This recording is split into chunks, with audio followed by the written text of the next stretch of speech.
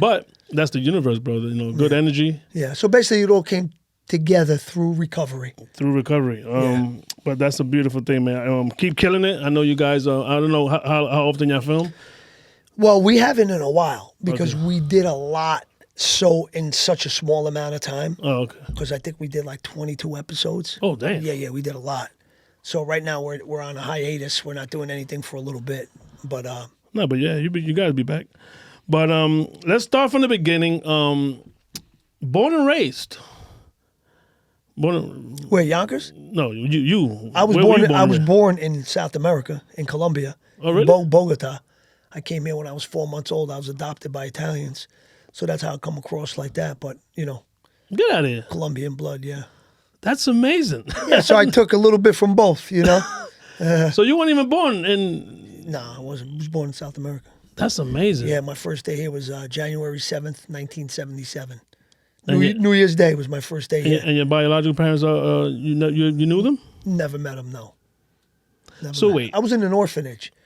You know, my mom, my adopted mom, you know, she had a miscarriage. My dad, rest in peace. But, you know, they met here in America in South Yonkers, which was like a little Italian enclave. All the Italians came from Italy. Yeah. And that's where they migrated to that part of Italy, Yonkers. Yeah. And that's when they met. You know, they met because my dad was Sicilian, my mom's Calabrese. So they're from different parts of Italy, but they met in South Yonkers. They got married young. Back then, you know, my mom was like 17, 18 years old. My dad was 21. Yeah. So then they, of course, you know, they tried to have kids. They had conceived, but then had a miscarriage. Then tried and tried and tried. It never happened. So my mom said, listen, I want a baby. And that's not typical because they were both like immigrants. They were both off the boat. That's really not typical for people like that to adopt. But they wanted a baby. And my mom said that, I don't know, some woman, you know, some agent or whatever helped her and was sending her pictures from babies from all over Canada, here, there. And then my mom said when she saw the picture of me, she said that she knew right away that that's the baby. And you in Colombia? And I'm Colombia, yeah. How'd you get in Colombia? My name was Saul. Saul Rodriguez. This shit is blowing my mind. I actually have the birth certificate. I'll show you with my name, Saul Rodriguez. But wait. So you're Colombian? Yeah. That's You fucking... know, it's funny because when I was away one time, this is funny.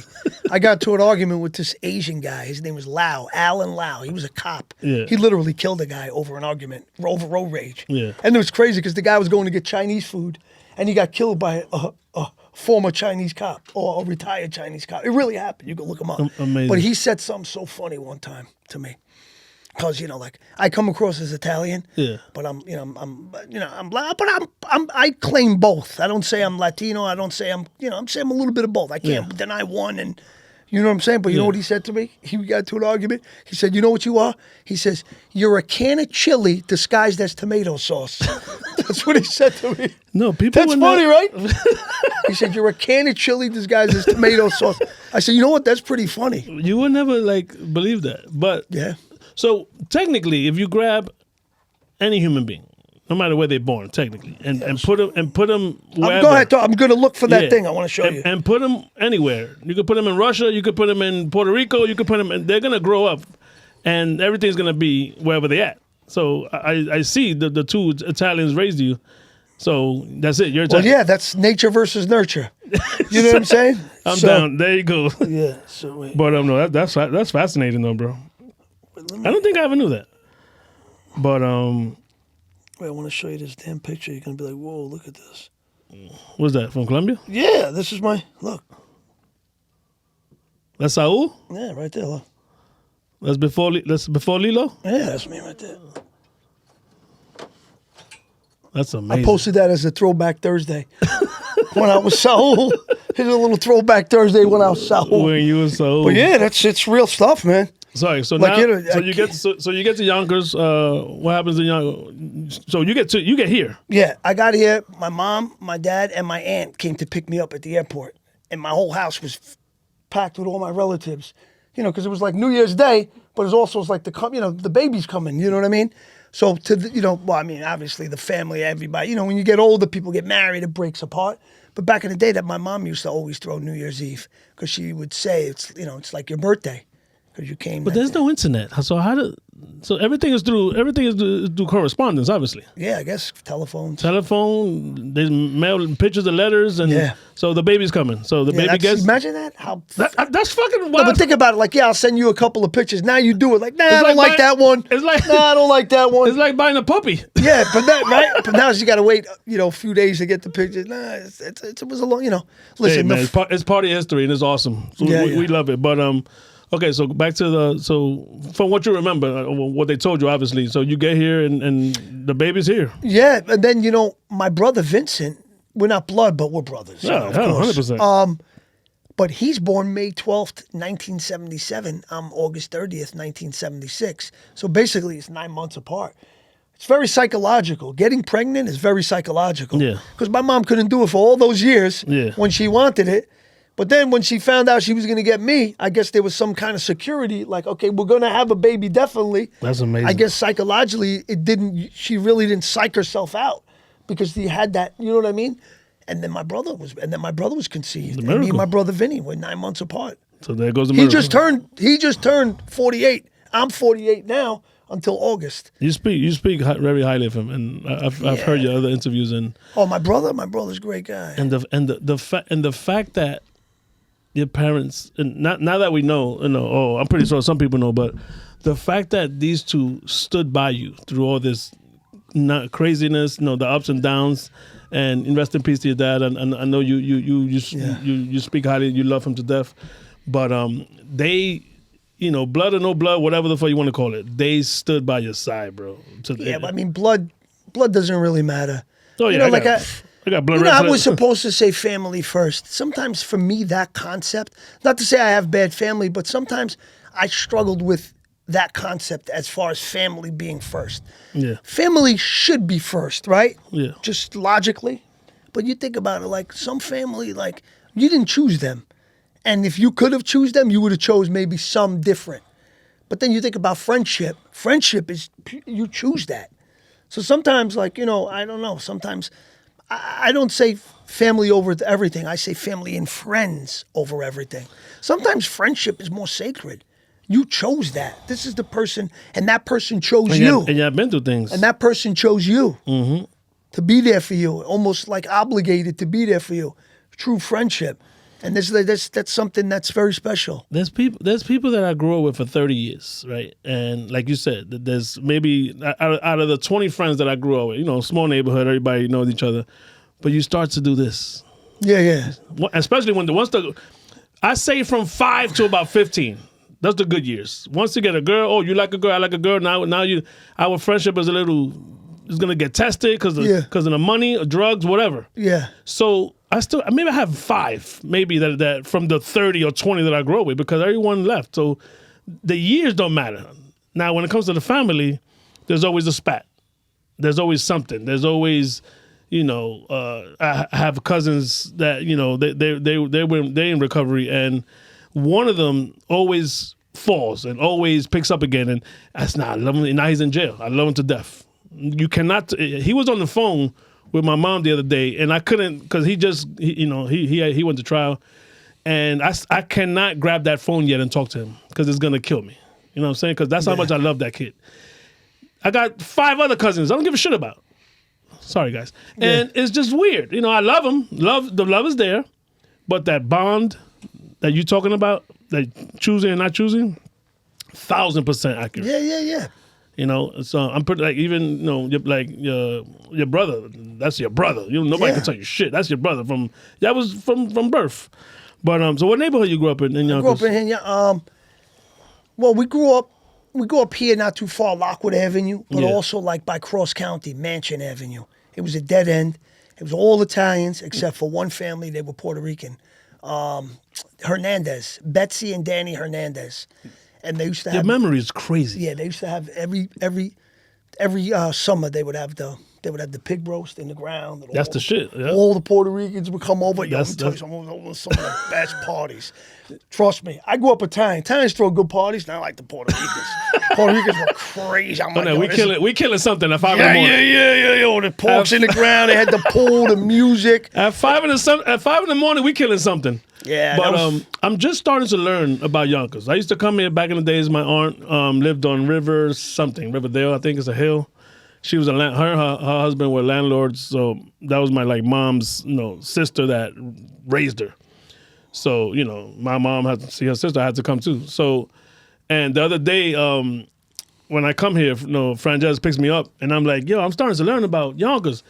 He was like, bro, we in Bronx. We in Bronx. What was it? We in Bronxville. I'm like, oh, my bad. So I don't got it yet. Bronxville's right there. Bronxville's right here. That's when my son was born. Bronx is big money. We're at Lawrence Hospital. Lawrence Hospital. Yeah, yep. It's big money. And when my son was born, they gave me a little next to my ex. They gave me a little cot, something like that. I slept with her and the baby. They gave us steak for dinner. That's the birth of the baby dinner or whatever. So I was like, yo, this looks familiar. But so all your life, Yonkers. Yeah. So how do you get to Jones Beach, where the infamous? Well, we were just there. We were. It was summer '92. It just started, July 5th, and the night before we were all lighting fireworks and stuff, and we decided to go to the beach the next day, and then we went, and then I got discovered that day. But why Jones? That was just. Well, that's just where we used to go. Because you passed Orchard. You but Orchard you can't really go swimming. Orchard sucks. We were just talking about that. I know what you mean. So you fucking go in that water, Orchard, your skin starts burning. That's smoke coming off your arm. Oh, God, yeah, I'm not going in that so water. it's preferred to go to Jones. You'd rather have. Just you and the fellas always. That was your routine. Yeah, we used to go to Section 4, and I remember it was all Italian. There was a lot of Italian kids in that section. Yeah, and that's why that scout Marco Greco. That's why he went there.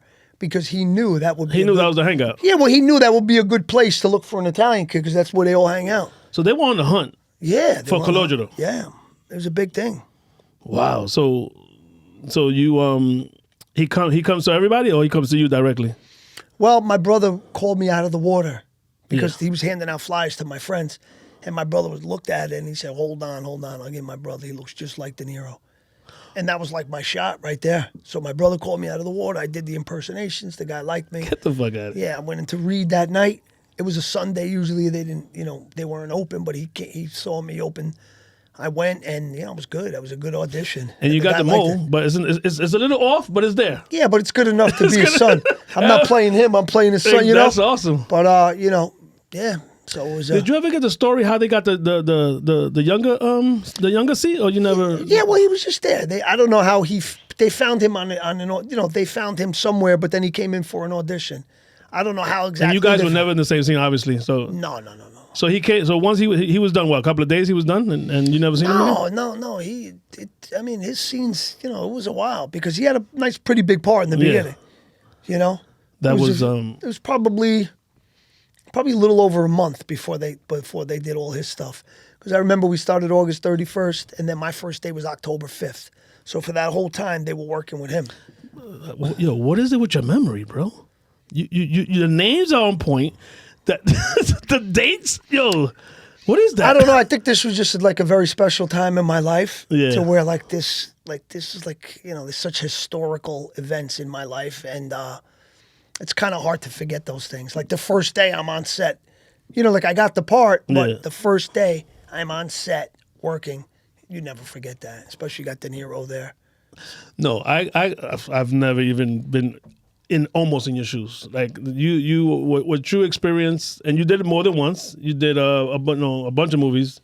It wasn't just that one, but I can't even imagine, bro, what you went through. But so you and Dominic were talking about it. You guys were going to what was it, Tribeca, like almost every week or almost every day. I was there every day. Once they found me, that I was down there every day.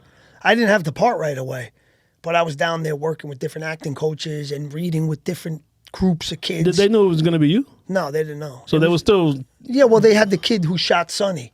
It was me versus him, but he was a little bit older. Oh, the one at the end. Yeah, but he was a little bit older. And the movie would have been different. He was 21, I was 16. Because at 21, you already made the decision of where you want to go. 16, and your body's different. Yeah, but 16, it's like, I think the story works better. 100%. Yeah, because the kid's more impressionable. You know what I mean? At 16. Nothing against Phil. I think he's great. I think he's very good actor. He's a great look. He's my friend. He's still to this day my friend. But I think it worked out the way it should have worked out. No, it was great. Yeah. And when talk about the night before, right? Because even with this, sometimes like I'm gonna interview someone that I love, that I admire, right? And she can tell you, I'll be like, yo, man, I got this, whoever it is. And I'm like, yo, what the fuck are you going through the day before? The day before what? The day before, forget about that. Now now you got the role, it's going down. Oh, so you mean the day before we start shooting? The nerves are gone already? No, because this is a whole different set of nerves, because this is the real deal. Because you're doing all those rehearsals and stuff like that. But they help, though. Yeah, they do, because you're doing them in front of De Niro, so that already is nerve-wracking. Yeah. Because you look up to this guy as an actor, and now he's critiquing your acting by watching you, and he's directing. He's a director. Oh, I forgot about that. Yeah, he's a director. So it was He had two parts. It was definitely different than just doing rehearsals. So I was nervous. Nervous. How many days? How many before you like? Okay, I got this. Because at some point you got to be like, I got this. Nah, not really. The whole fucking time? Yeah. Wow. Because it's different scenes, require different emotion. I don't think, even to this day, I still get a little nervous. I think everyone does a little bit. Bro, I'm up to like 60 of these, and it's still. Yeah, we're human. We're human, yeah. Yeah, so I think to a certain extent. I mean, I definitely won't get as nervous as I used to. But definitely still, it depends on who it depends on who you're working with. I mean, come on. Yeah. So you got to sing with Samuel L. Jackson. The guy's a legend. That's another. That's going to be nerve-wracking as well. Yeah. Well, Denzel. Well, I've worked with him. That's why I didn't mention Denzel. Oh, the Crimson. Yeah, Crimson Tide. Or even Al Pacino. Yeah. That's a guy, I've loved Al, growing up and you stuff. Haven't done, just no. But I'm saying I would be nervous. Just there's so many. You look up to. Yeah. So it's like, but you did it, my brother. When do you know that you and De Niro are there with the father and son, like the bond? I think that was established early on. I mean, just the fact that we looked so much alike and that I could actually be his son. Yeah. I think that helps. Like when you watch a movie, right? Or did you ever see the movie Black Mass with Johnny Depp when he plays Whitey, plays Whitey Bulger? 100%. Like he looked so much like Whitey Bulger. That was already 75% of the performance for me. You know what I mean? No, you got the look. So the fact that we looked like we could be what we're supposed to be or trying to be, I think helped it happen faster. And what about with Chaz? Because I don't, obviously at that time we don't know Chaz. We don't know him. Now we know him. The guy is chill. He's laid back. I watch his podcast. So and I'm like, how was that guy, Sonny? I mean, he killed that role, bro. Yeah, it was great. No, he was good. They were like two father figures. Because I guess they're very close in age. I don't know if De Niro's a little bit. No, they're pretty close in age. Yeah. So it was like having two father figures. You know what I mean? And you had to bond with both of them. Yeah. Did you shoot? Because I had to have that bond with Sonny also. Yeah. Because he was like a father figure that took me under his wing. Mm-hmm. You know what I mean? So it was kind of, it was kind of the same. Do you film with both of them the same day? Maybe once first and then... Well, it depends. It just depends on what the schedule was like that day. Because it all goes by what locations. Yeah. Because, there's so much that, you have a call sheet, and the call sheet talks about what actors are going to be there, what the weather's going to be like, when the sun is going to set, when the sun rises. There's so much information, what props they need, what everything, okay? So now, when you're making this schedule, say if the film is going to be... Say if you're shooting from like September to like Christmas, right? Yeah. So obviously the later it gets in the year, the darker it's going to get sooner. Yeah, so they play with that. So right, exactly. Yeah. So if you're going to do a scene that's going to be an outside day scene, obviously you would schedule that earlier in the year, like September, October, as opposed to later on, because then you're going to get dark at 5 o'clock. Yeah. So that means you got to get there. You know what I mean? So you have less to. They pay that much attention to that shit? They have to. That's time crazy. is money. I mean, you know what I mean? Because that kind of stuff, like you have a budget of You know, say you have a budget of $2 million and, you know, you got to do this in, you know, 22 work days. So you got to think about how much is allocated to each day. And when it's that amount is allocated to the, you know, to each day and to the budget for, you know, each day, you have to make the most of the time, or else you're not gonna get your money's worth, and then you're gonna be behind. And then what's gonna happen is, okay, say you were supposed to do 6 pages, 6 1/8 pages on Tuesday, but you didn't get to it because you ran out of light. Sometimes that's just, you know, maybe the schedule could have been made a little more strategically or a little bit better. All that stuff matters. And people get fired for shit like that. Yeah. It's part of the game. Yeah, but it's like, you know, you have line producers and stuff like that. So much goes into it. Everyone's doing their job. Yeah, everyone thinks it's just the actors, but there's so much that goes into it for the actors just to be able to do what they got to do. No, it's definitely teamwork. Yeah, everybody's just as important, you know? So let's fast forward to the movie is wrapped up already, right? And I heard you tell the story before. You and your boys, you're about to, you're going to see another movie. What movie you went to see? We went to see The Firm with Tom Cruise. Yeah. Yeah, it was the summer of '93. Do you know that I fact checked that? I'm like, because you said that the company name came up first. Savoy Pictures. Savoy, and I'm like, I pressed pause. When the Dominic interview, I said, let me see if he's full of shit. Yo, I paused that shit. And it was the same way you said, bro. The Savoy Pictures, your voice came, and Sonny's talking to you. I'm like, oh shit. So you already got paid for that. It was wrapped up already, right? Yeah. Money in the bank.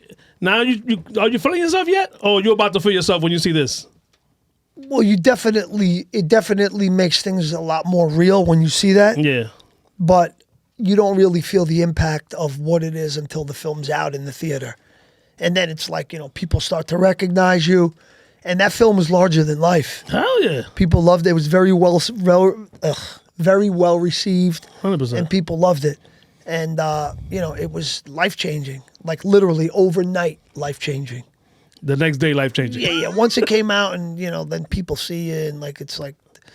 It was very, very good, bro. And me as a fan, and I'm pretty sure everyone in here agrees, that movie is top 5 in a lot of people's, you know, lists. Obviously, you know, you're gonna do, you know, I could already know it's gonna be Goodfellas, it's gonna be Scarface, it's gonna be Godfather. Bronx Tale's in there somewhere. You know, so for someone's list is in there. You know, maybe the younger people, like her generation, definitely. You know, because she's 29, 30ish. So that and that party, you was probably a baby when that shit came out, right? But still, it's not going nowhere. Bronx Tale's gonna be on AMC or some shit. Yeah, they show it during the holidays and stuff like that. It's like, you know, it's a big movie. It definitely transcends time. The messages, I wouldn't say the messages in the film there was a lot will last forever. There was a lot because they apply to life right now. And, you know, so it's. That's forever. What, okay, so at this point in your life, you're still working. So we're not, are you having fun yet?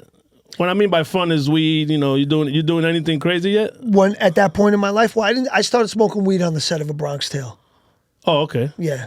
Calm the nerves, maybe? Well, no, I did it. No, not to calm my nerves. I did it on the way home. I got a ride home, and I smoked with the kid who shot Sonny because he was working. He had some in his ashtray, and I was like, "What the hell is that?" And then he rolled something up. We smoked, and I didn't really get high. I thought I did, but then I smoked again on the set because they had some weed. So I figured I was gonna be like the other night. I could handle it, and I took a few hits. You was zooted? Yeah, I was stoned. While you working? Yeah. I'm not proud to say that, but I didn't know, you know, unbeknownst to me, I was going to be like this because the time before I wasn't like that. Which role? Maybe I picked it up. No, the scene, when I asked, is it better to be loved or feared? He was high? Yeah. Get the fuck out of here. Yeah. We got to go back and watch that. Yeah. But I'm saying, I didn't, listen, if I knew it was going to turn out, I would have never did it. Yeah. But like I said, I did it a few nights before and I didn't get, high. I thought I was, but I think that happened to me. The first time I smoked, and the same thing, my friends, we just, yo, and someone, whatever. And I remember not feeling anything. So then we smoked again. It might have been the next day. And we was cracking up, laughing. Yeah. So I think there's something with the human brain that it doesn't recognize it. Yeah, it doesn't register it probably. Yeah, and then the second and third time around, it's like, okay, here we go. Yeah, especially the second time because you thought it was going to be like the first time. So psychologically, you're not ready for it. When you're ready for it, it's like almost like when you're jumping out of something, you're ready for the fall, your body goes with it. Yeah. You don't get as hurt. When you crack your neck, it's you know what I mean? It's the same thing. When you know, like, I can handle this. I just smoked. It was no big deal. And then you do it. And then you're like, whoa. And then you experience something you never experienced. It almost becomes a little scary, too. Because it's not like you can control it until it goes away. I can't. Right there. Oh, no. I also tried Angel Dust. That was weird. I was paranoid like a motherfucker. It was kind of like weed, but no. I felt like I was flying. I felt like I was walking, but my feet weren't touched. Yeah, I felt like I was flying. No, it was, I got that shit. And you know what's crazy? It scared the shit out of me. I never did it again. Yeah, I did it a few times. I really didn't like it. I didn't like it because the people I knew that were doing it, they were so zoned out. Like they were cause like weed people are still functional. These guys looked like zombies to me, and I'm like, nah, I don't want that. Yeah. So I'm like, I'm good. But so even with like around the Crimson Tide. Crimson Tide, yeah. And how many other movies are we doing at this point? Well, I did Bronx Tale, Renaissance Man, Crimson Tide. I did a lot of stuff after that, independent films. When does it start to go downhill? Like people not fucking with you no more on some. Nah, did your name start to go bad? Well, I think it was I was missing appointments. I was going to say that. You're not reliable. I'm like, we said we had an appointment for this guy. He didn't show up, and stuff like that. And the word gets around. Because it's a big business, but it's a small one, and everyone knows each other. Casting directors, and then your name gets mentioned. Oh yeah, I remember him. We set up an appointment for him a few weeks, and he never showed up. And oh really? The same thing happened with me. I wonder what's going on. You know what I mean? And then you get that, and you just don't want. But then it just got to the point where I was pretty comfortable financially, and then I started doing drugs. You know what I mean? So, I have some money in my pocket, so I'd rather do drugs. I had opportunities to work and go on auditions, but I didn't really care, which I should have, because there's people that would absolutely kill to be in this industry and to, be able to be a working actor and at that level. But, I guess because I didn't really work too hard to attain that, I really didn't, obviously now I do much more because I appreciate what it is because I'm much more experienced and realize like, wow, this is something special. Yeah. You know what I mean? Or was something special to have been doing that. But when you're young, you just, the experience is a big thing. Did you become bougie? Like you took it for granted? I took it for granted, yeah, but not bougie. Oh, okay. But so when the roles are coming in, like, oh, I ain't going to this one because another one will come. That type of thing. Yeah. Or like I want to relax now for the summer, so I'll you know what I mean? Which is crazy. I wouldn't care now if I worked every day of the summer. If I worked on 2 movies, when I finish one, go right to the other, not even sleep. And that's what some people do. Yeah, some people do. I mean, I don't know about 2, but some people, it doesn't matter. They're going to keep going. Right. Once this wraps. De Niro's like that. The guy's in his 80s. Robert De Niro's in his 80s. He still works like no tomorrow. Damn. Yeah, he works. So okay, so let's go back. You got money, like you said, you got money in the bank. I'm not a multi-millionaire, but I'm comfortable. You're comfortable. And I was a kid. I was living home, so I didn't really have bills. Yeah. My parents paid all the bills. They paid the mortgage. They paid everything. So what did I have? What kind of bills? My sneakers and my clothes? And damn, that's crazy. But we also with my dad, like, in the 90s and stuff like that. Real estate, the real estate was, was a real seller's market, and we did well. My father was a builder, so we bought many building lots. We were building houses. And, I like to think my dad was, the best business partner ever. Because, when you go in business, you want to be able to trust your partner. And I don't think there's anyone in the world that I would have trusted or was more trustworthy than my dad. Yeah. So it was great. But then my dad, his health didn't cooperate. And he started to get sick and stuff like that. So then we couldn't really do that. But, yeah. So at what point does the drugs like just take over? Like, I mean, I would say the drugs. I mean, I was a cocaine addict for all those years. You know what I mean? And you still functional, obviously. You could still. Yeah, because I was only doing it on the weekends and stuff like that. Yeah, the weekend. Yeah. The weekend warriors. Yeah. I call them weekend warriors. Yeah. Because it's a long time ago. I used to sell, some cocaine when I was in my early 20s, and bro, it would be dead Monday, Tuesday, Wednesday. Once Thursday hits, Friday, that's it. I'm balling. And then they knocking on your door at 4 a.m. I'm like, yo, what the fuck? But I was a rookie. That's the nature of the beast. I was a rookie. Yeah, I used to get so mad. You get these drug dealers, they didn't answer. It's like, dude, you caused this. You created this monster. But it's 4 and now I'm coming over. I don't care if I got to climb through your window, because I used to do. Yo, my friend, listen to this. This is the funniest thing. One time, I had my friend Joe. He used to work for Verizon. All right, and they got the bucket trucks, and they go up in the thing. We were trying to call this guy Rob.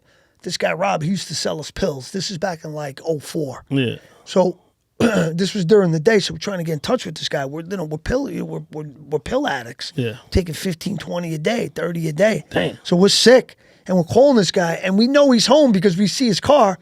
So, but he's not answering for whatever reason. He want to be bothered, but I don't feel that. Because you're selling us this poison, taking our money, so you don't really have the right to not pick up the phone. 24/7. Well, I'm coming over, and I don't care if you live with your mother, your father, your grandmother. If that's the case, then don't sell it while they're there. You 100%. Know what I mean? So whatever.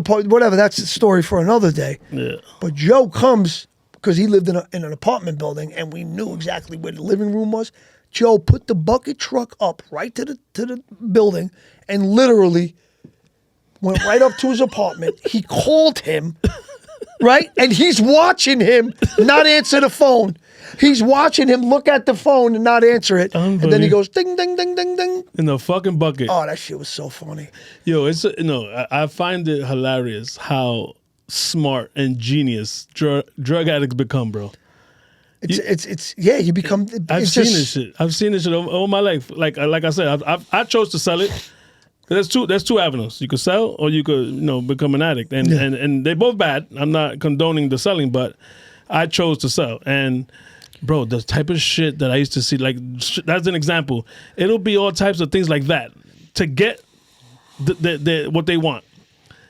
Matter of fact, the cousin I was talking about, my uncle had he was selling DVDs, movies or music. I'm not sure.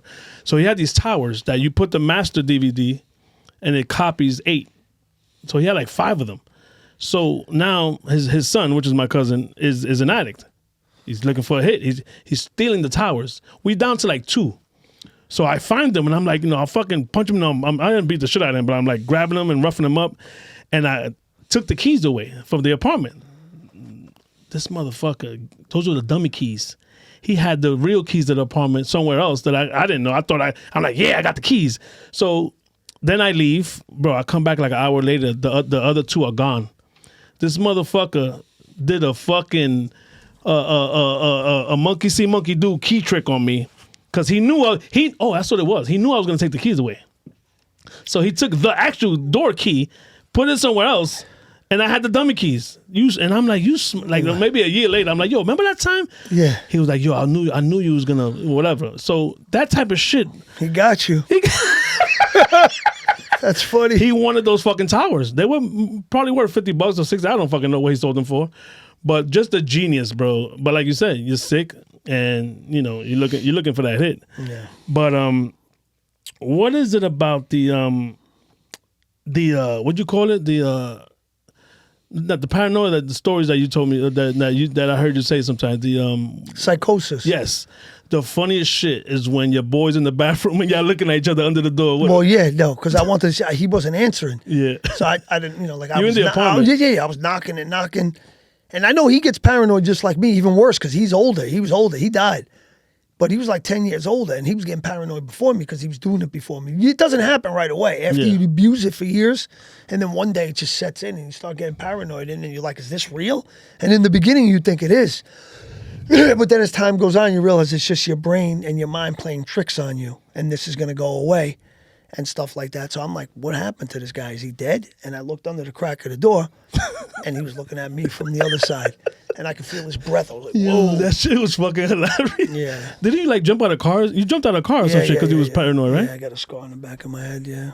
You jumped out of it, and what was that about? Same thing? Well, yeah, it was like I got all paranoid. Thought that the guys I was with, who were my friends, like they were going to do something to me. And no one's going to do shit to you? Nobody, no. But it's your fucking... It's real. It's a real tangible phenomenon. How does that affect you now? It affects me now. Let me paint the picture for the people. We've never met, right? We've been talking on the phone for a couple of weeks. I tell this gentleman to meet me somewhere, and so does that? Are you on point for like the shit like this? I What do you mean?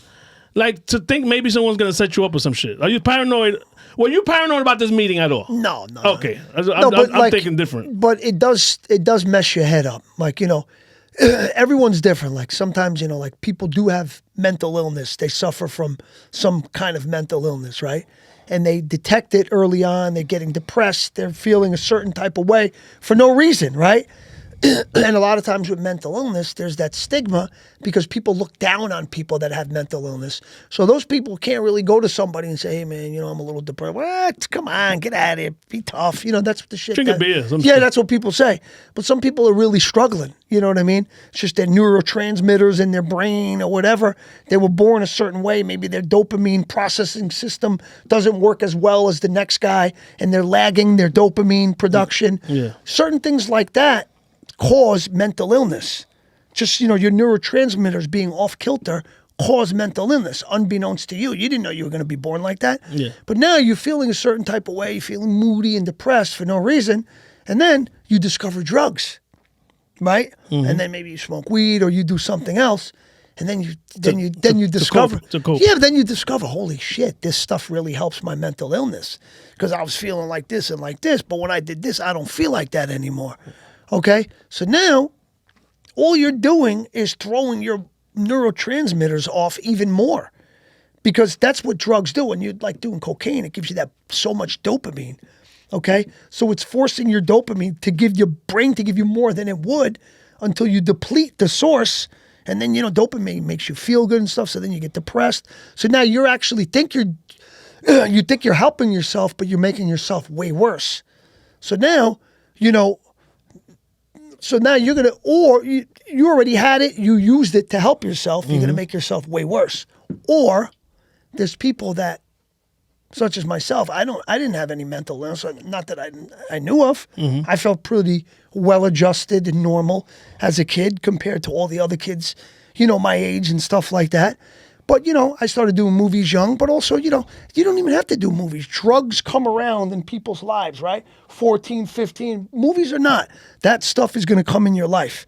It's just like, it's an evil force that's omnipresent. It's at all places, at all times. It's going to find you. Mm-hmm. It's going to find everybody one way or another. It just gravitates, right? So now you got somebody like me. I used to see a shrink as a kid. He said, I knew you would do drugs. You always had that personality. You always had that personality, like a need for speed. Like, what's the next thing? You know what I mean? Like in the movie Heat, when De Niro told Sizemore, you don't stay out of this bank robbery. You don't need it. You got all this money and everything. Like, nah, and he says, nah. No, he goes, I don't give a shit about the money. Yeah. He says, for me, the action is the juice. Yep. I want the adrenaline rush. So that's what my life was always like. When I saw that movie and when he said that, I remember I looked at my brother and my friend like, whoa, did you hear what he just said? Like, wow, that's my life. Yeah. He's like, for me, the action is the juice. And that's the way I always felt. I always had that need for excitement. So once I discovered drugs, I'm like, wow, this is unbelievable. Especially the cocaine, the weed, and just like the way I was able to feel.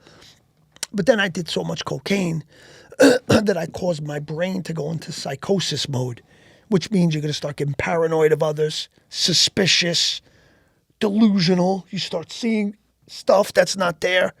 And, your brain doesn't know that your brain doesn't really know that you're in this altered state. Your brain is thinking this is really happening. Yeah. So it's rewiring itself. The brain doesn't remember good things. It only remembers bad things because it says if this happens again, I'm going to wire this person's brain in a way to where we can protect them for survival in case this happens again. So now your brain is doing all this rewiring and stuff to protect you from all these images and this paranoia and this delusions of grandeur and just like this insanity. Yeah. But it's not really happening. But in your brain it is. So your brain is recognizing it like that. So over time, your brain's all messed up. It's all wired in a way to protect you from that kind of stuff. When you're only like that when you get high, but now You're like that in your real life. Now you start getting suspicious of people.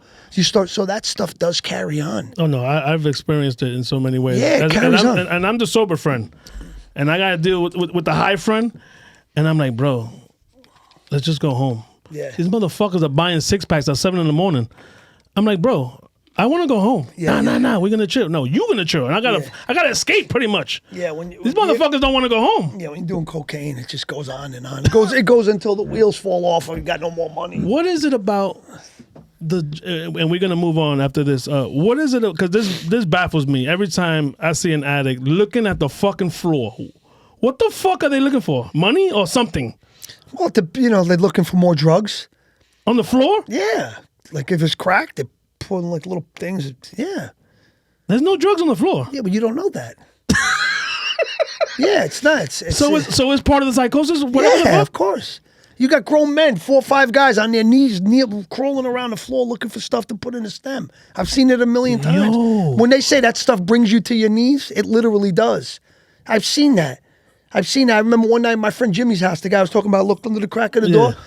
I remember it was me, him, and my friend Joe, the one with the bucket truck. Yeah. And we're smoking crack in Jimmy's house, and I remember it was Christmas time. His mother and father, they were in L.A. because his brother got into movies. Yeah. So they were spending Christmas out there. So he had the whole house to himself. We were literally paranoid, all of us, on our knees in his living room, hiding behind couches. And we thought it was cops, but it was Christmas lights. Because we saw the flash. He's shushing me. But we're grown up. We're grown men. Nobody filmed this shit? No, it's because it's not funny at the time. It's scary. What if someone knocks on the door? You're not opening?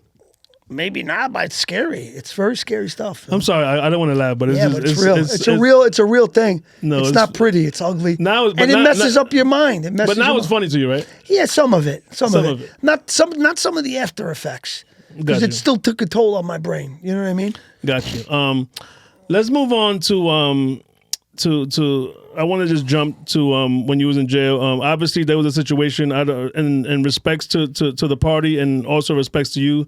I don't want to get into detail. I know you have in the past. On this platform, we're not going to do that. We're just going to skip because it's always a sensitive topic. I don't like talking about that type of stuff. But let's go straight to. I remember you and your co-defendant. He was like coaching you because you didn't know where the fuck he was going. You were like, where are we going? Yeah. Oh, because you were injured. You was in the hospital for how long before you went to Rikers? Because you got shot, right? How many times you got shot? It was about 9 days before we went to Rikers. How many times you got shot? 3. 3? Yeah. 9 days? That's it? Oh, so it didn't do no real damage? No, I lost my spleen, part of my colon. Yeah, they just threw us in there. They didn't give a shit. I was on life support. I was half dead. He got shot too, the guy. So in 9 days, they patched you up and sent you to fucking Rikers? Yeah. That's fucking crazy. Hell yeah. I would think you went there for 2 months. Yeah, no. We was in Jacoby in the Bronx. Yeah. From December 10th until December 15th. And then they brought us to Bellevue. And we were in Bellevue from the 15th. And then the 19th of December of 2005 was a Monday night. And I remember it was late Monday night. Yeah. I remember it was like maybe 9 o'clock at night. And I remember, because it's a hospital, Bellevue. Mm-hmm. So we're on like the prison ward, the prison floor. And I remember one of the corrections officer came in and he said, if you got anything that you need to take with you, get everything ready. They're coming for you guys. So I didn't even know what that was. They transport to Rikers at that time? Yeah. Or anytime? Yeah, all hours, yeah. And they came with ESU, the Emergency Service Unit, the big guys. And I remember it was this guy, Captain Ford, and he's got 2 officers with him. And I remember I was sitting in that cell, and then I remember I'm just sitting there. And you're injured? Yeah. I'm in my orange jumper, and I'm afraid. Someone died. I'm feeling horrible. Yeah. I'm going, I'm withdrawing from drugs. You still got staples and everything? Yeah, everything. It's all bad? Yeah, everything. Well, first of all, somebody died. Yeah. A mother and father lost their son. Mm-hmm. So that's something I had to live with. Mm-hmm. You know what I mean? Also, I don't know what my parents are going through. I know somebody died, but my parents are worried about me too. 100%. Because they know I got shot, so I'm thinking about my poor parents and what they're going through. You all over the fucking paper. Yeah, so this was like it was a lot of emotions at the same time. A lot. And then I'm just sitting in this thing, and then this big captain came with 2 officers. And I remember he told me, he said, strip down. He told me, he said, straight up. He said, strip down. He said, I'm telling you right now. He said, if I hear one word out of you, He said, I'm going to fuck you up, and you're going to be right back in the hospital. And I was just like, no problem. It was scary, bro. I was 130 pounds.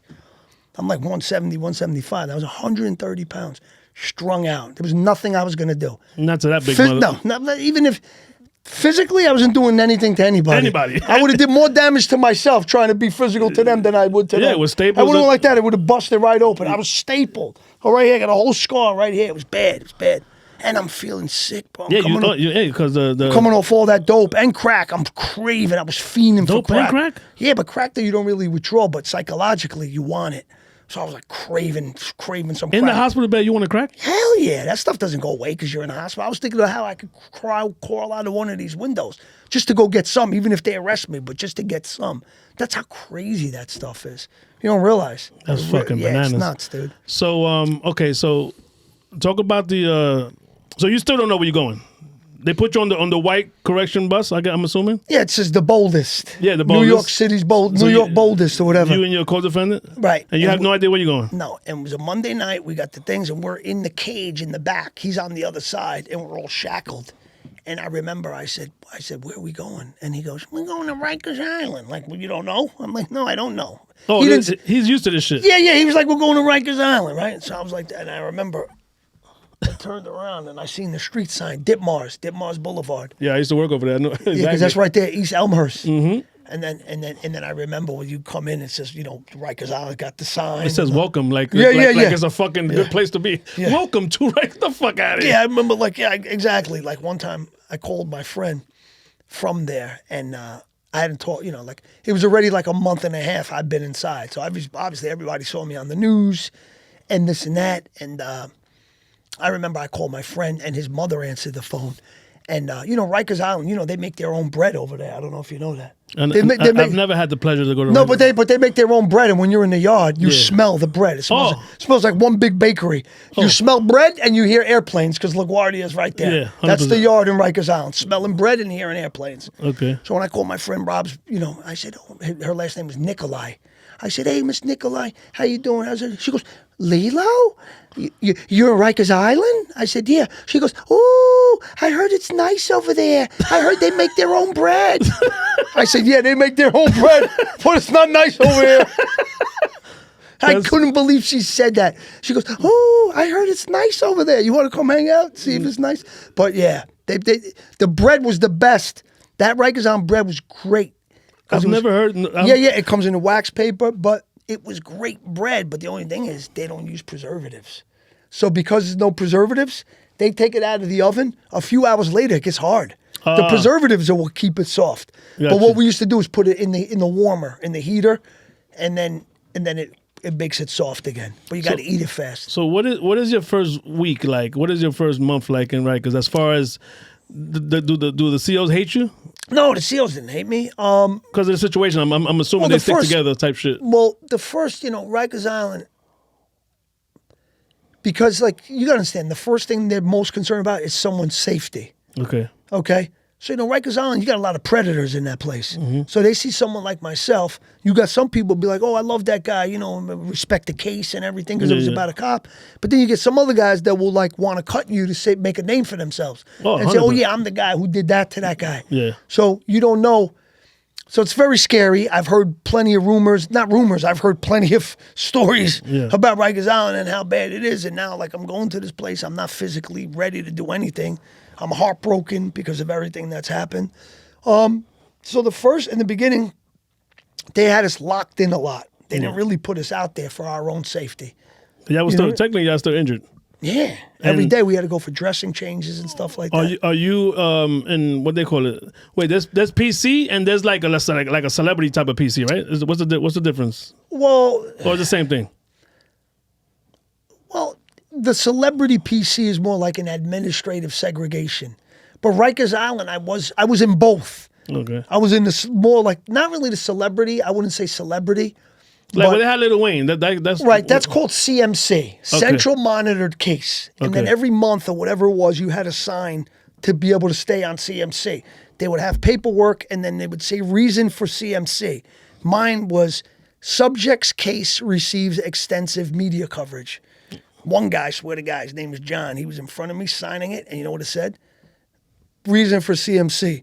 Subject is a police informant. I seen it with my own eyes. Like, oh my God. I don't want to, listen. You just stay away from that guy. 100%. Because forget about... Somebody's going to want to kill that motherfucker. No, because Rikers Island's the worst. Like, you got to understand. I remember when I first went there, a couple of, old school, old timer guys, they told me, don't talk about your case with anyone, because that's what happens. Okay? And that's why they put these guys there. They put these guys, these police informants and guys like that, they're almost like plants. They put them there, right? So now they know, like, because, they wanted me, man. It was a cop. It was a big case. They wanted me. They wanted to convict me and put me away forever. Mm-hmm. And I knew that. And I'm thinking maybe they could put somebody there like this and put somebody that's cool that maybe, knew that they know, like, oh, put this guy. He'll definitely get along with Lillo. You know what I mean? And so it's like entrapment type of thing. Right. So now you start talking to the guy, you become friends with him. And then, maybe one night, he's telling you about his case. And like, yeah, you know what? Like, man, in the paper, they said this. Everything that I said was true. Yeah. But you never know. Sometimes people don't tell the truth. They lie, and then they think this guy's cool. And then he tells them some information, or he reveals some information about something that was never in the newspaper. And this guy, you see him in court. And this guy's facing 50 years. So as soon as he hears that, he calls his lawyer. And he says, hey, I was just with that guy Lillo, and he told me some shit. I don't know if this was in the newspaper or not, but he told me this, and he told me this. Maybe help me. And then they go to the prosecutor, and they say, hey, my client, so-and-so's house with Lillo Brancato, and he mentioned that, he heard him say this, this, and this, and we're wondering if any of that was public knowledge. No, none of it was. Okay, so they're onto something. So now they use that guy. The prosecution would like to call its next witness, and then that guy that you were in the cell block with, he's the next witness. Wow. And then on November 28th, Lillo came in my cell, and at this point we were really cool, and we just started talking, and then he started telling me all this crazy shit, and I never heard of any of it because I knew. I mean, obviously he was the kid in the Bronx Tale, but that's how it happens. Yeah.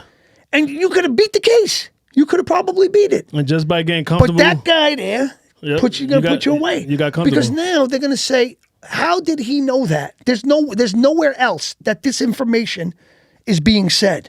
So Lillo had to tell them, which means it's true. So it's like, it's a place it's not only like you got to worry about, this guy's going to jump you or this, you got to fight. You got to worry about the psychological warfare too. You go to church on Saturdays, you know what I'm saying? And, you see one guy, you never see him again. But that could have been the one guy you told the wrong thing to. And now you got a guy in your case that's got some information.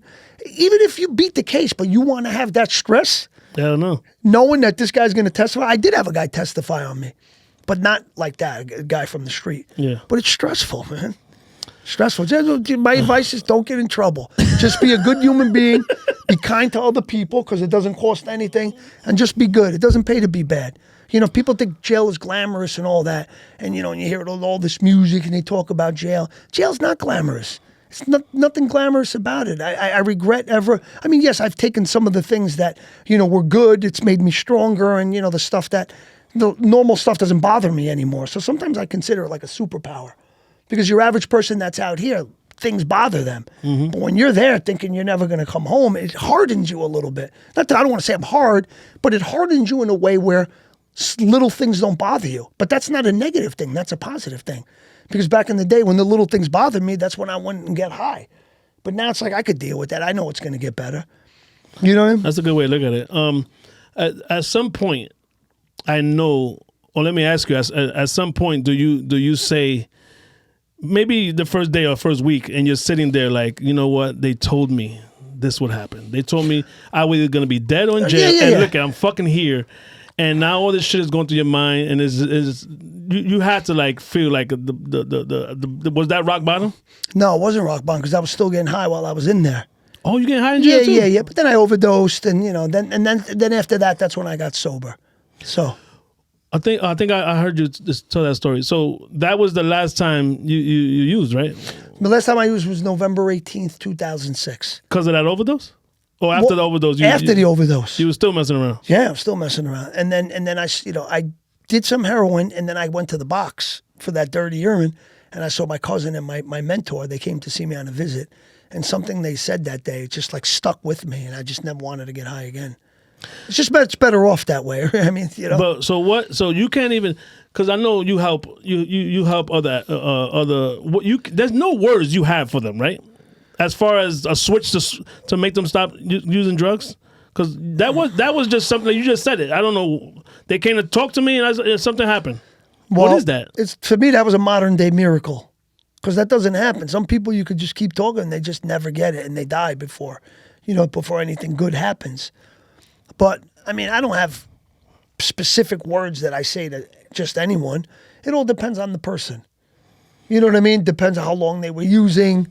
You know, everyone needs to be spoken to in a different way. You know, that's why, like I took business. There's business like psychology. You got to learn different personality types, because if you're a manager, you got to know how to, motivate different personality types. So I think it's all about knowing the person, their type of personality. There's so many different factors. From the time, so how long were you? How much altogether? How long were you? Because you was fighting the case, right? Yeah, 3 years in Rikers, and then altogether I did 8 years. Because I beat the murder case, I beat all the big charges. What of the 8 years? How much were you clean from that meeting with your cousin? I would say for 7 years. The first year you was still. That was it, and then that was it, and then even in Rikers I got clean. Then I got big. I started working out, and then my addiction transferred to like working out and eating. So, what did you learn about yourself? Did you do any school? I did school when I went upstate. I got my GED, and then I enrolled in college. Like I paid for it out of my own pocket, so it was real, not from the. And I got a degree. I got a degree in business, and I came home 6 months early. As a result. So that's the self-development that because it's part of, now you're clean, you beat the case, you're not worrying about that no more. Now you're like, okay, I just got to do my time. Right. Stay out of trouble. Yeah, but do your time, but at least have something to show for it. To just be reading like fictional crime books, it does nothing for you. Comic books, Superman. Yeah, but if you like, like these like crime books, if you remember Dutch, you ever hear of Dutch? He was like a character from Newark, New Jersey. He was like a gangster. Yeah. And they had like a million books, Dutch books, and the continuing. Like, I mean, yeah, I'm sure they're entertaining and everything, but what are you going to really get from that? What are you going to get from those books that you can take with you when you get out of here? But at least I took business. Business encompasses so much. You know what I mean? Because if you think about it, we're a business. Us ourselves are a business, right? We got to learn how to market it. And, how a business needs to, you got to plan, organize, lead, control. There's so much that what you learn from taking business, not only does that knowledge and that information apply to business and managing a business, but it also applies to life. Just everyday life, you can apply all of that, 100%. So it helped me a lot in life. Any mental health books or anything like that?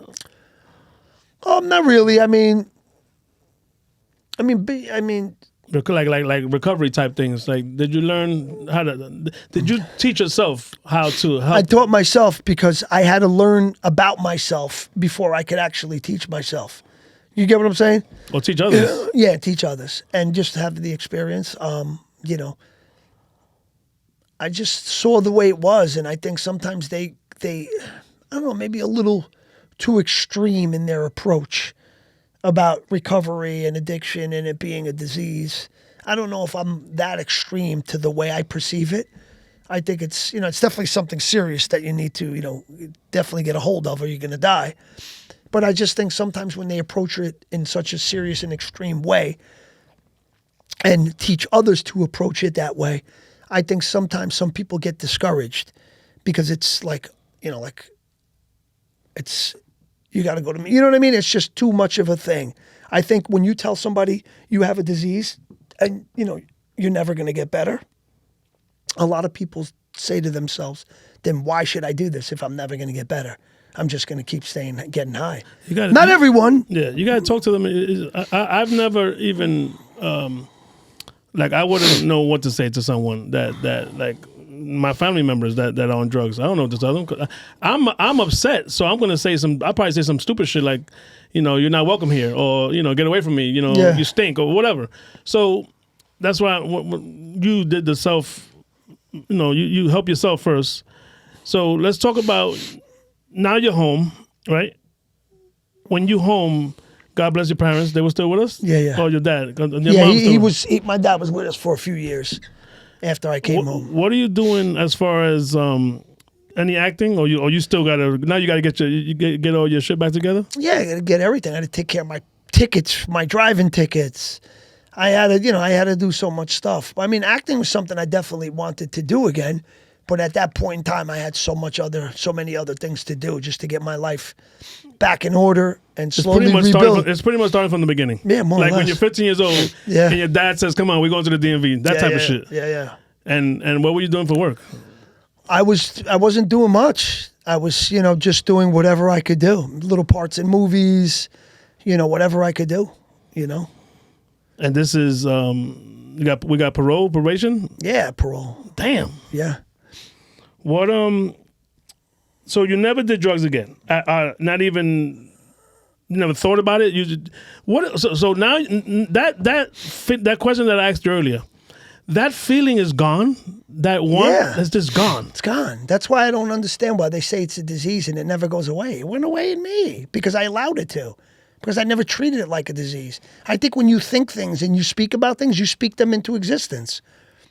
I just knew, listen, that was a part of my life that caused my family, myself, my friends.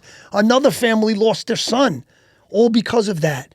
So once I had enough time that I was removed from it, my brain was rewiring itself, and I just knew better. Like, why would I want to go put myself back into this life that caused somebody to die, that caused, like, my father had to get a heart transplant from all the stress? Why would I want to go back to that? That's why I just don't understand when allow people to change, because people do change. Like right now I'm addicted to working out, right? So I'll never go back to drugs because I don't want to lose my big arms. And if I go get high, I'm going to lose that. So the addiction is the working out. So that to me proves that it's not really drug addiction. You're an addicted personality. And you've been around it because you said that that your dad had medication, he had perks or whatever, and he had oxys, and I just they were there. It was October of 2018. I'm off parole in 2 more months. I didn't even go in at that point. All I did was call. Yeah, I'm good. Thank you. And I could have did it. I didn't get no more drug tests. And I knew I wasn't going to get no more drug tests. And I still didn't do it. Because that switch. Switch already happened. Because you know what it is? When you're in the grips of addiction, you're in the grips. You're in exactly what it's called and what it is. The grips. You're gripped by it. So when you're gripped by it, you have that tunnel vision, and all you want to do is keep getting high. But once enough time goes by and you're clean and you start doing other things that give you excitement, you start to develop your brain, your brain changes, everything changes. Your brain changes with every experience. It's neuroplasticity. And I mention this probably on every podcast because it's so important when combating addiction. How are they saying you're always going to be like this when neuroplasticity, which is science, says that your brain is going to change with every experience?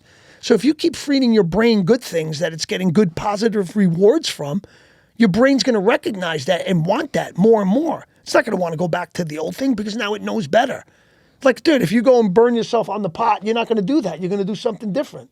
You know what I mean? There it goes. And I just don't see why we got to make people think that they're going to be like that forever. Give them a chance. But what happens after time, and what I saw that day was I allowed my brain, because I gave it enough time, to develop consequential thinking. So now I'm thinking about consequences, where before I didn't think about that. If you pick up the oxy, Yeah. What's going to happen? I've been all these years sober. I lost my dad. He's so stressed out, he needed a heart transplant. So I basically killed this guy. What the hell am I going to go back and do this for? My mother's alone now. I need to take care of my mother. I need to be a man. Where does this stuff fit in that equation? It doesn't. You know what I'm saying? And I just said, that's it. There's no, and I just thought of all the misery that it brought to my life. Like I said, someone died because of this stuff. So right there was I was disgusted. Not did I think about it and be like, oh, I want to get high. No, I was disgusted. And people should know that you can get that way, but you got to allow yourself to get that way. Once again, rest in peace to your dad. What did that man mean to you as far as all this dark, the good, like because he was there when you was filming. Yeah, he was there. He was there all the time. I know you tell a lot of stories about why are we doing this again. I love when you imitate him. Like, why it looks good. Why are we doing this again? Yeah, you know Christopher from Sopranos. Yeah, his name is Michael Imperioli, and I remember I posted something on my Instagram. It was my dad's birthday or something, and he left a comment. He's a great guy, by the way. Never shied away from me because I got in trouble. He's a great guy, Michael Imperioli. I met him before in Macy's. Yeah, and he said something like, your dad was a great man and he loved you very much. Because he used to see my dad on set because we worked on a show called Firehouse. Never got picked up. Yeah. But he remembers my dad with the camera. I had pictures with Mike. Yeah. You know, my dad was great. No, that is the bro. Every time you talk about him, I think you had him on your phone in the interview you did with Yeah, I still do. He's there. That's beautiful, man. That's beautiful. Yeah. That was a great interview. I call him the Punisher. I don't call him by his real name. Oh, Bernthal. Yeah. He's awesome, bro. I call him the Punisher. He's coming back to I think he's coming back to do the Punisher again. Oh yeah? I think so. I think him and and Netflix or something like that. Oh really? Yeah. Yeah. Well, but a lot of people when I mention him, the Punisher. That's bro. But he's got so many things that he was good. He was in the HBO the cop show too. The Baltimore. I forgot the name of it. He's great in everything he does. No, he's got a very strong Walking Dead as well. Yeah, very strong screen presence. He's great. I've seen him in The Accountant and then The Accountant 2. Yeah. Enjoyed him and the films very much. What's going on with I know you got a screenplay happening. You and I call him Miss Hicks. Yeah. Well, no, right now, You trying to get it out there? Yeah, it's some things that happen. I don't really want to get into it, it's heading in a positive direction. That's all I want to say. I'm very grateful for what has happened thus far. It's very encouraging, and I'm hoping for the best. That's all I can really say. But it's something you said about you saw Bob again, and he had a different reaction than all the people. Maybe some people turned their back on you for obvious reasons, but you said that that he lost someone to drugs. So when he saw you, no, but he hadn't lost that person yet. Oh no, not yet. No. When I saw him, that was 2017. He lost his grandson maybe a few years ago. He lost his grandson after the pandemic. Okay. Yeah, but when I saw him, we hadn't seen each other in many years. He still had love for you, though. Yeah, De Niro's a good man. De Niro's a good man. He's got love. Like he's not a guy that's going to judge. You know what I mean? He's just that's what he is. Well, but the other. I mean, look at his. He's got the transgender child. Yeah. And he said, I loved him when he was my son, and now I love him when he was my daughter. What's the big deal? And that's the way I feel. What's the big deal? De Niro's a good man. You know what I mean? But Chaz ain't fucking with you though. Yeah, but I don't really. What are you gonna do? I don't give a shit. I mean, yeah. Listen, that's his own thing. That's his choice. I never did anything to him personally. My parents were good to him. And, the fact that he went out of his way to try to make me look bad, to me, that looks bad for him. That looks bad on you. I didn't look bad on me. No, I actually saw that. You went out of your way. You went out of your way to, diss me when you made a movie about the Bronx and not telling, right? But now all of a sudden it's a bad thing. It's, kind of hypocritical. I'm not going to get into Chaz. I wish him all the best. Yeah. But I just wish he would have chose his words a little better when it came to me. If he was the call you to come on his podcast, you do it? Yeah, why not? Hell yeah, that's what I'm talking about. Yeah, come on. I don't hold any grudges. If I seen him right now, I probably wouldn't even. If he didn't bring it up, I'm not bringing it up. I don't give a shit. It's nothing.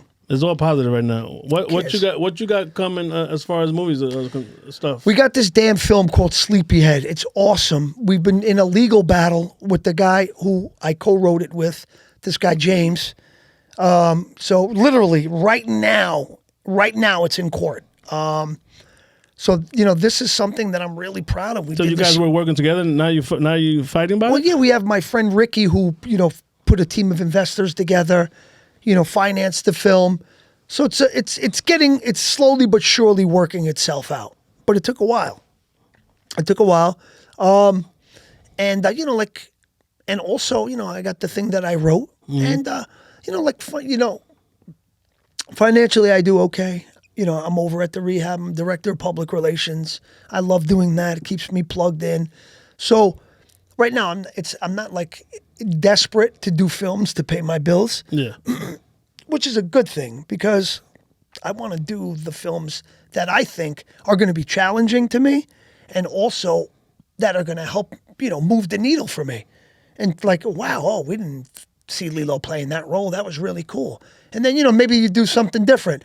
I just feel that doing all the same things all the time, like, don't get me wrong, like some of the most iconic characters in film history happen to be mobsters. And some of those mob films happen to be the best in film history. But they get typecast so much, right, but man. that's the thing. Yeah. And, I'd rather pass up on money and not work on certain things because I don't want the world to keep seeing me as that. Because the more they see you as that, the harder it's going to be for them to forget seeing you like that. So then when you want to do something that's really meaningful, like a character and a film that really means something to you, like a film that you wouldn't even want to get paid for because it's like such a great role. That's the mob guy. Yeah, no, that's not the mob guy. Yeah. That's not the mob guy. No, I'm saying you want them to kill that. Yeah. Yeah.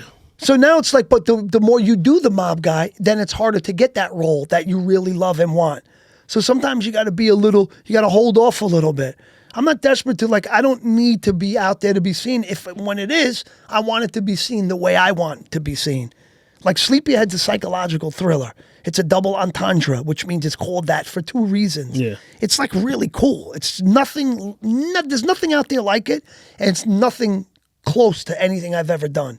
So I'm really excited to, because it's a film when you watch it and you realize when you see the reveal, you're gonna want to go back and watch it because then you realize, oh my God, I didn't realize that. So now I have to go back and see the other things that I didn't realize when I watched it the first time.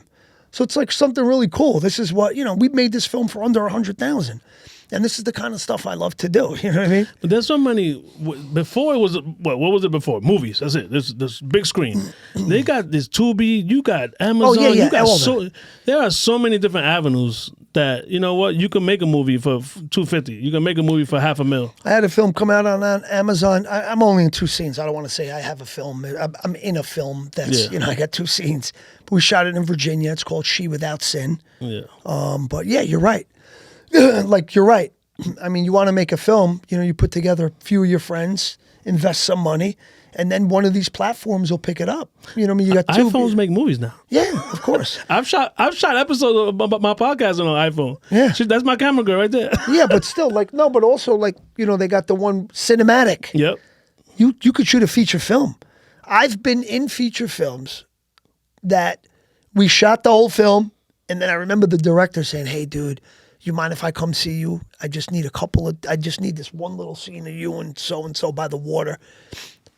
They didn't have they didn't have the equipment. We did it. One person was holding a little mic, the phone. And when we saw it on the big screen, it's no difference. They blend that shit real nice. Yeah, because you could shoot 4K. Yeah. On these phones. These phones are amazing. Bro, I got 3 episodes because sometimes franchise is busy or I call it the G League, right? So someone hit me up like, "Oh, I want to interview." I'm like, "All right, cool." Me and my producer, we going over there. Go. You know what I'm saying? Yeah. In the phone, I got the stabilizer, and it's not that it's cheaper. It's not that it's bullshit. It's still gonna be good quality. The questions are gonna be good. The conversation is gonna be good. But you know what? Sometimes you got to figure it out. And a lot of people, they use excuses. "Oh, I don't start my podcast because I don't got the Sonys and I don't got the..." Bro, you got a phone that you use every day. Turn that shit on. Press play. Yeah. And you know what? Start your podcast. That's it. Or start a movie. I had a guy here, that makes movies, that independent or whatever. Bro, hardest motherfucking working independent guy ever. Well, the way he explained it, because he's just making it happen. He'll go into a fucking store, do a scene, and get the fuck out before they kick him out. That type of shit. But my brother, thank you, man, for coming. I'm look forward to seeing you in many things. We follow each other now, so we're definitely gonna be in touch. Obviously, when this comes out, even when this is all done, I would love to still, absolutely, stay in contact with you. Absolutely, make thank sure you, that bro. you're doing good. Thank you. Talk about the place that you work at and give them some love. Of course, if anyone needs it's help more Life Recovery. We're in Metuchen, New Jersey. Then we have Major League. It's in South Jersey. It's drug and alcohol. It's it's everyone there. Every person that works there is in recovery themselves. So it's not like, it's someone you're going to have a staff that doesn't have empathy. Everyone there has been where every one of the clients have been. So it's, for that reason, there's no judgment. It's just a group of really good people who are in recovery that want to use their recovery and what they've learned to help other people and help them become the best version of themselves. How can they reach out? You got a number or a website or something? Yeah, just go on the website, More Life Recovery, Metuchen, New Jersey. All right, and let them know your IGs and when they can find you. My Instagram is Lillo, Lillo _Brancato, Brancato. That's really all I'm on. I'm not on TikTok. I know I should be and stuff like that. TikTok is a pain in the fucking ass. Don't even worry about it. I know I could be doing so much more social media, but I see these guys, they do skits. I'm too old for that. Not that I'm too old, like in a way where I think I'm too good for it. No, not that. I just don't have the energy at 48 years old to be running around all day. You know what I mean? And with the TikTok on this, it's just like, and I know you can make a lot of money with it, but it's not. Believe me, it's not that serious. Yeah, but the more you're out there too, the more you could get in trouble. Well, not that you could get in trouble, but the more you subject yourself to, and 100%. You increase the probability of something. Because, listen, I have a checkered past. There's not everyone in this world wants to see me do good or wants to see me live. You know what I mean? And I think with social media, and the more you put yourself out there, the more you run the risk of something. Nah, you're doing great on IG. What you call it?